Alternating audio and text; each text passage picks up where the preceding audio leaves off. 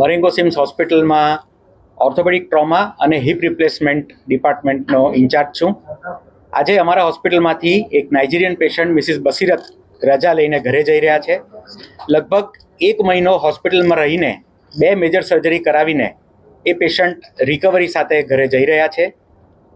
એ પેશન્ટને ગોડાના સોકેટનો ડેમેજ થવાનો પ્રોબ્લેમ હતો. એમનો સોકેટ પેલ્વિસમાં અંદર ઘૂસી ગયો હતો, જેના કારણે એ ચાલી નહોતા શકતા.